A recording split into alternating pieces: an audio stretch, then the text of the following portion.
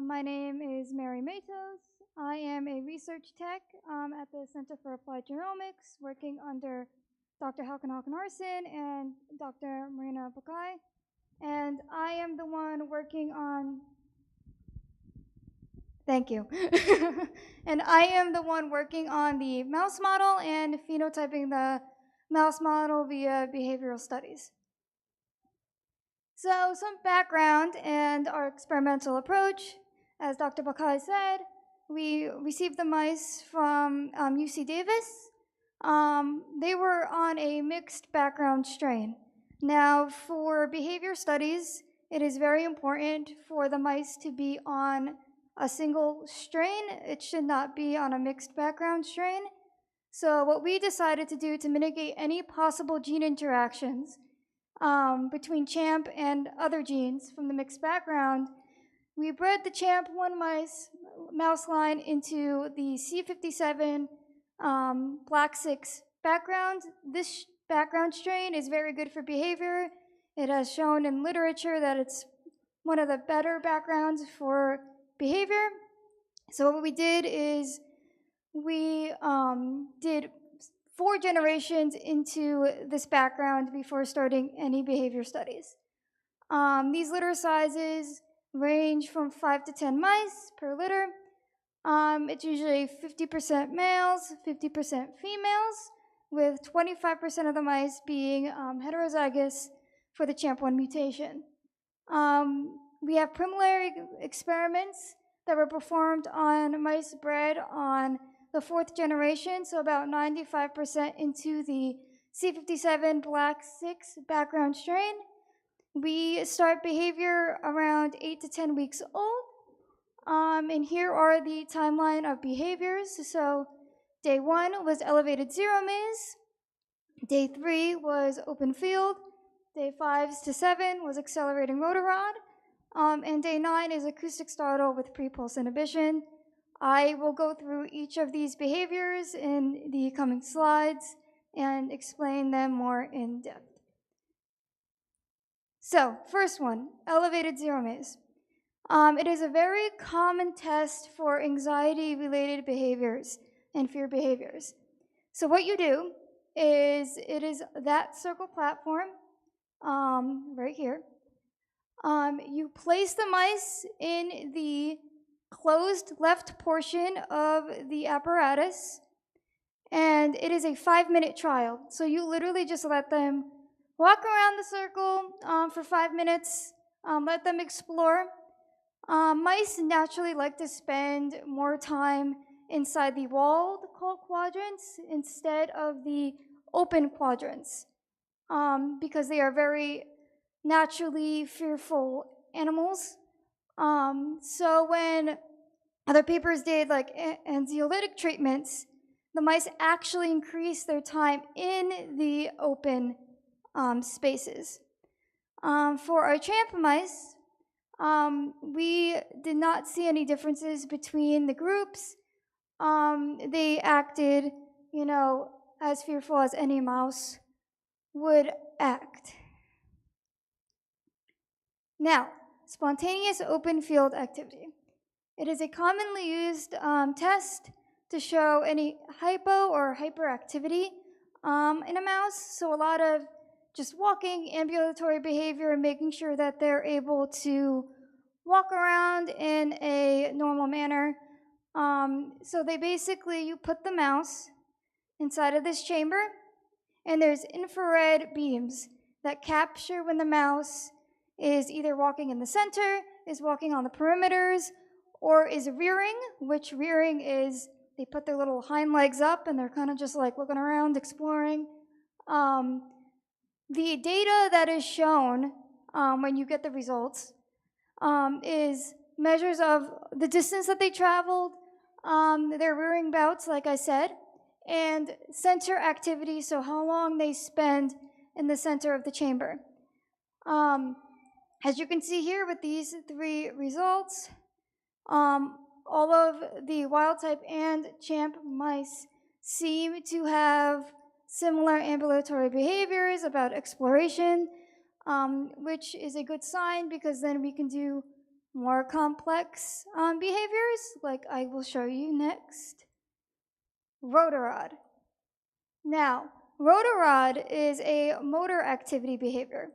So what we do here is there's 5 little walled rods.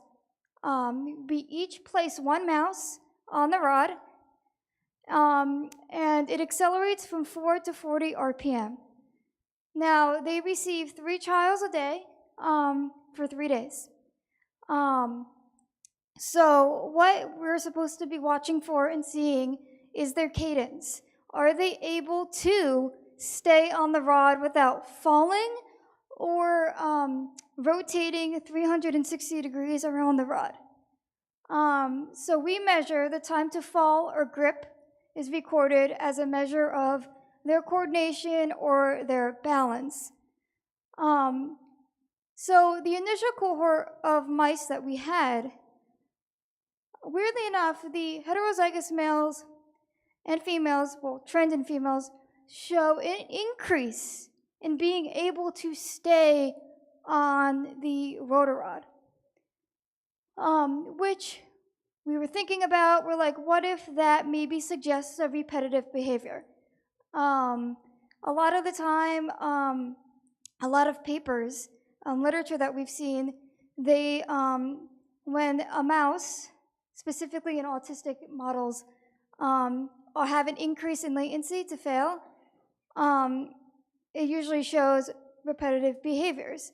So we decided to adapt to a different version of the rotarod to investigate if it will still show an increased latency to fail. So we did high-speed rotarod.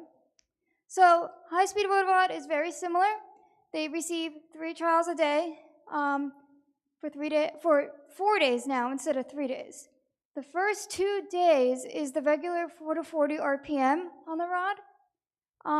Days 3 to 4 are 8 to 80 RPM, so a little faster. Like I said on the previous slide, some IDD-related models show better performance than the wild-type littermates, which can suggest some repetitive stimming behaviors.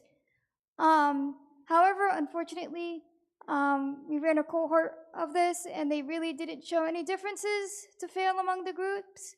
So we decided we're probably just going to revert back to the original procedure with the next cohort to increase their numbers. However, it appears that CHAMP do have pretty typical balance and coordination and learn to increase their speed at the cadence that they're supposed to. Now this is where it gets pretty interesting. Acoustic startle and pre-pulse inhibition. So the acoustic startle is a well-studied measure of reactivity and sensor-motor integration. During a session, the mice are placed inside of this little tube thing, and they are stimulated with white noise bursts at several intensities. So I have the blocks here. They're loaded into the cylinder on a platform with electrodes to detect their vibration. So when they're in the tube, they kind of vibrate, and the electrode accounts for that, and that's what they measure. So these blocks are block A. You do 120 decibel white noise bursts. Now the reason why it's 120 white noise decibel bursts is because that is the mouse's startle response.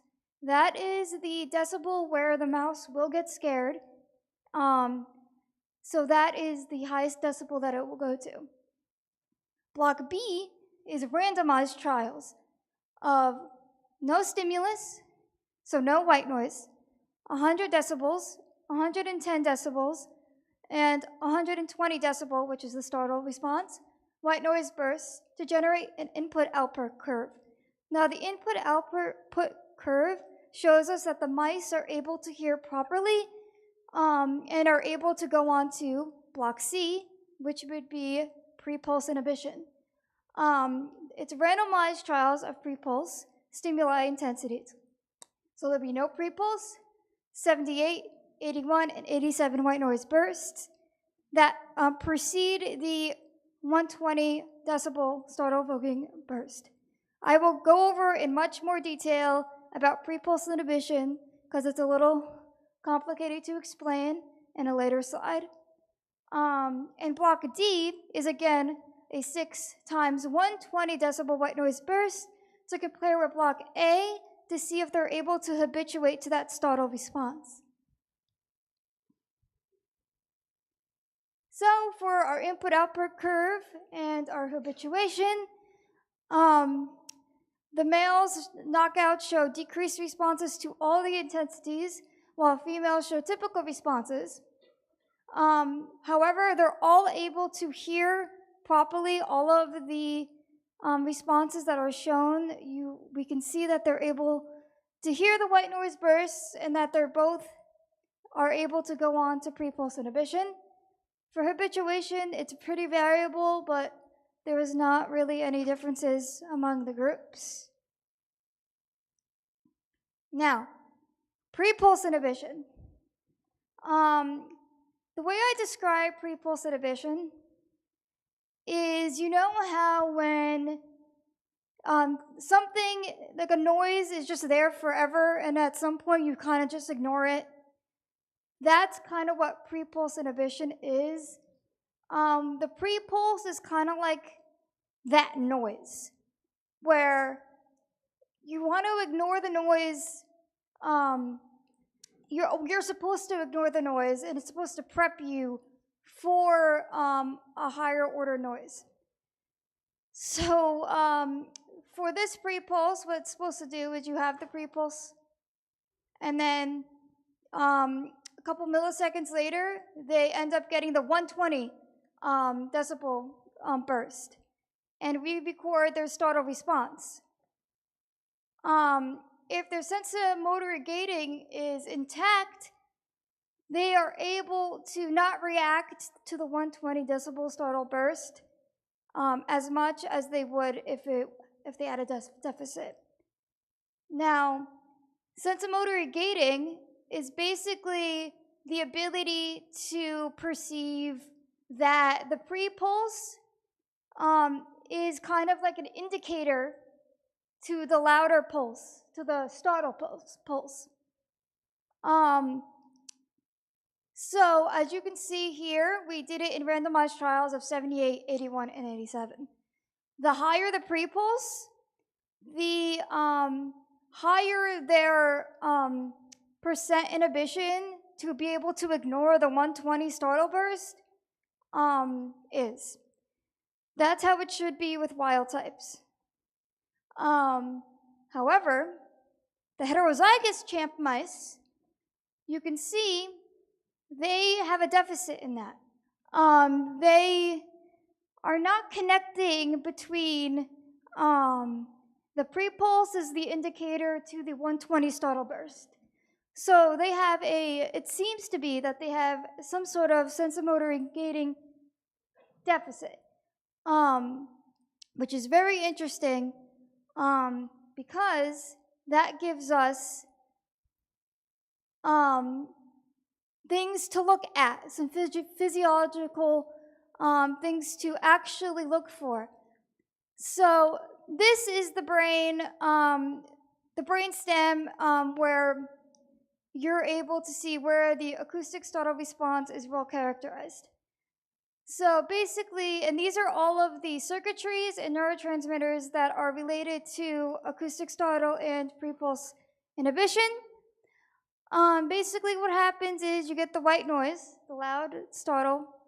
It goes into your eardrum.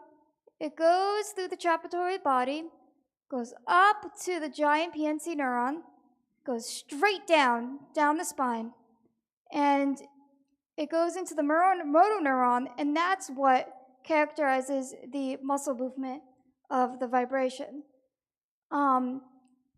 Since we have this pre-pulse inhibition deficit, we are now currently looking at this this diagram and these neurotransmitters and these circuitries to see what kind of drugs and therapy we can use to target this specifically. So, for future directions, like I said, we'll be using gene therapy to restore CHAMP1 levels to reverse the acoustic startle. Like Dr. Pakai said, we bred mice. We injected the AAV9 vector into these mice. In 8 to 10 weeks, we are going to be doing acoustic startle to be able to see if we can reverse this deficit. Also, what I'm currently doing is using neurotransmitter-specific drugs to reverse this phenotype. So I am currently using haloperidol. It is a well-known medication that's been used for PTSD, ADHD, OCD to reverse their acoustic startle deficits. Some mouse models have used this as well to be able to reverse their pre-pulse inhibition deficits. So in a couple of weeks, I will be running that battery, injecting the mice, and seeing if it can be able to reverse their deficits. Lastly, I'm also currently doing this. We are doing learning and memory batteries. So novel object recognition, Y-maze, and fear conditioning. It is a 2-week process. Each cohort takes 2 weeks. Novel object recognition is long-term memory. Fear conditioning is working memory. So we will see if we are able to see if we can, with the regular CHAMP mice, with no vector, with no drugs, see if there is an issue with the mice, and then hopefully be able to reverse that deficit later on. Thank you.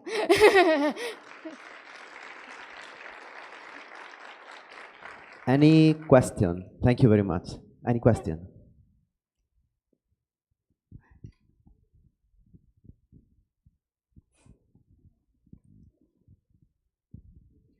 Many compliments, because a fine phenotypic analysis and characterization of knockout mice is essential to explore the effect of new therapeutics. However, my question is, in your opinion, how you think that this model can help the typical CHAMP1 disease that is associated with the different gene variants, in particular with the truncating variant, and nowadays there is a consensus in not considering haploinsufficiency the underlying pathomechanisms. Anyway, your analysis is excellent, so I hope that can help in the future. Thank you. I don't really, so I feel like we'll need more mice and more variants maybe, like of mice, maybe develop new mouse models that aren't just the heterozygous 35 base pair deletion.